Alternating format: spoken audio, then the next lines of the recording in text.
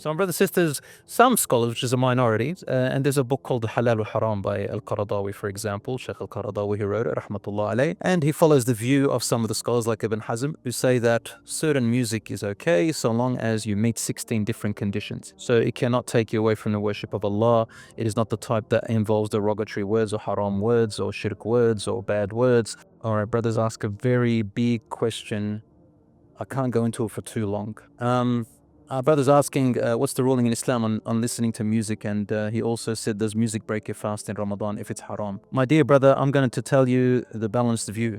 The balanced view is the majority of scholars, past and present, say that music in general is haram, except in certain occasions like weddings, even on Eid. You can play a one-tone drum like a duff, a one-tone tambourine. However, there are a minority of scholars who say that you can listen to certain types of music they put like 16 different conditions to it. And when you read those conditions, you say, man, that doesn't apply to any of this pop music we're listening to. You know what I mean? When was the last time you heard music and said, subhanallah, man, wallah, I feel like I want to go to the masjid now? You ever heard that?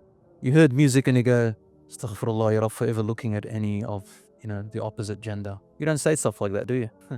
We don't say that. You listen to music and what comes to your mind and your heart. So, my brothers and sisters, some scholars, which is a minority, and there's a book called Halal Haram by Al-Qaradawi, for example, Sheikh Al-Qaradawi, who wrote it, rahmatullah alayh, and he follows the view of some of the scholars like Ibn Hazm, who say that certain music is okay so long as you meet 16 different conditions. So it cannot take you away from the worship of Allah. It is not the type that involves derogatory words or haram words or shirk words or bad words. It does not involve clips and images and a lifestyle that blah, blah, blah. I mean, that's really basically all pop music and rap music.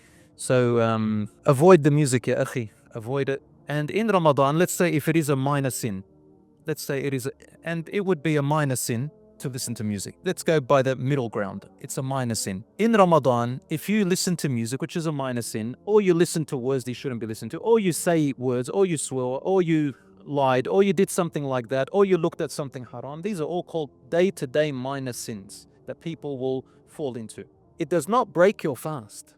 It doesn't break your fast. Breaking means you got to make up that day. But what it does, if you deliberately go out of your way to do any type of minor sin or even major sin, it takes away from the rewards of your fasting, right? It's like going to work. You went to work, you clocked on, you clocked off, it's good, you came back, but you didn't work very well. You went to the toilet too much, you slacked off too much, you just sat there doing some other things. Then we say, okay, well then your pay is not going to be $300 for the day, it's worth $50. So that's how fasting is. It's going to be worth something like, 50 hasanat instead of 50,000 hasanat. So the more we do, and I advise all my brothers and sisters, just avoid music altogether in Ramadan.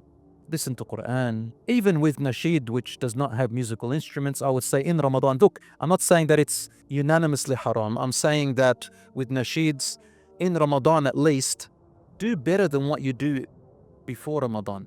You stay away from certain sins. Don't just worship Allah on the edge. Don't just ask, is it halal or haram? Ramadan's not the time to ask those questions.